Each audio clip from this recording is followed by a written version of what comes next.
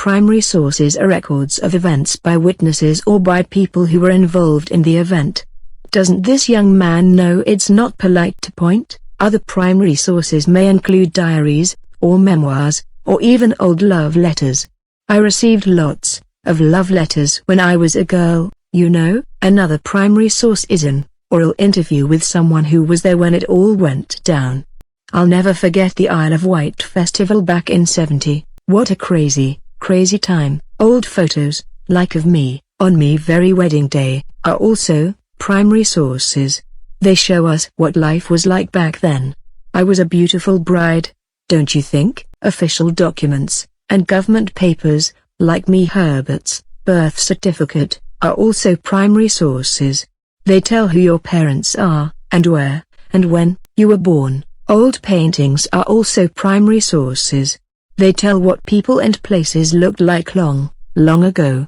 I'm just touching up this Gilbert Stuart painting of George Washington. Me mum and dad helped win World War I. This old poster is a primary source that tells us how the war was paid for. People bought bonds, and were paid back later. Old movies show us what life was like in the past, and so they are also primary sources. One of me first jobs was selling popcorn at the picture show. Now, listen up children, secondary sources are people who were not there. Secondary sources were not there. Not there. Not there. Not even for a little bit. Got it? Good. Secondary sources include information you get from encyclopedias, like Wikipedia. The people who wrote the book read other people's stories and retell them to you. All of these beautiful textbooks were written by people who were not there. Were not there. Not there. Not there. They are all secondary sources. Got it? Good. Most non-fiction books and articles are written by people who were not there. They were not there. Not there.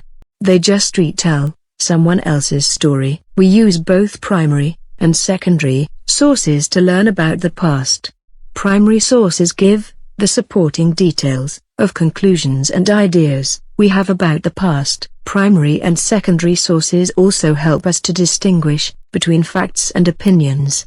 We use primary sources to prove our theories about the past. This silly Rube Goldberg device helps us to understand cause and effect.